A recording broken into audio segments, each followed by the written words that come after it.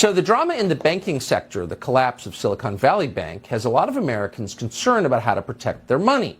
And of course, politicians are using that concern to their advantage as always. Several states are now trying to centralize currency with a so-called central bank digital currency, which is, by the way, not currency at all. It's software. But they're going to do it for your own good. Obviously, this is a tool of total social control. If they control your money, if they can zero out your bank account with a keystroke, then you have no autonomy. They control you. Well, in the state of South Dakota, legislators just passed a bill that would have changed the definition of money to exclude cryptocurrency, and that would put the state on a path to centralized digital currency.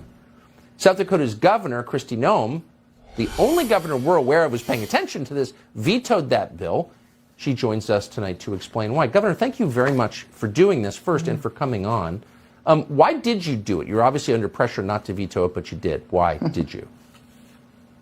Well, Tucker, it was the right thing to do. I became aware of this bill. It wasn't introduced until almost halfway through our legislative session. We started reading through this bill that was over 110 pages long. It was sold as an update to the guidelines of the Universal Commercial Code, backed by all of our financial institutions, our banks. As we started reading through it, we saw the section of the bill that changed the definition of currency. And essentially what it did was pave the way for a government-led CBDC, and it also banned any other form of cryptocurrency or Bitcoin or digital currency that existed. So for me, it very clearly was a threat to our freedom.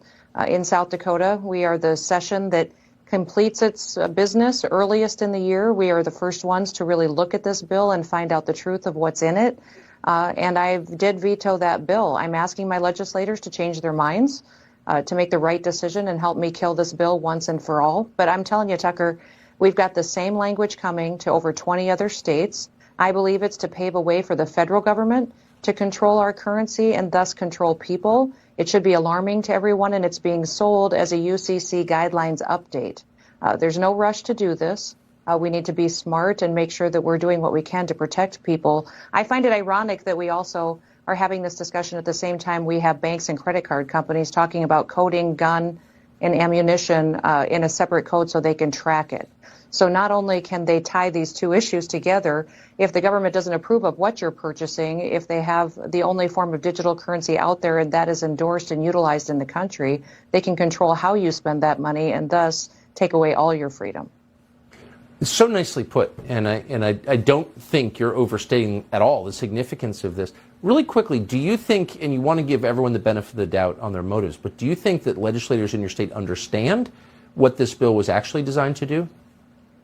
I don't know if they read it, Tucker. That's what is alarming to me, is it was over 110 pages long, and they were told by lobbyists that they had listened to for the last 20 years that it's fine. It's just a regulation update. This is what we do, is adopt federal regulations. But if you start reading it, you see in there is a redefinition of currency, that it says government CBDCs are okay if they're run by the government, but any other form is then banned.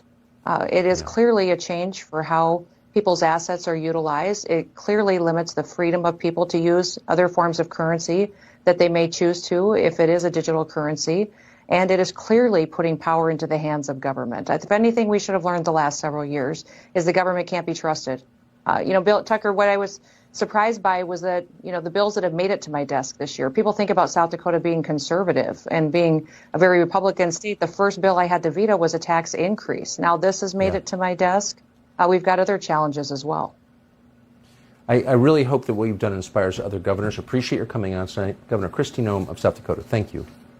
Thank you, Tucker.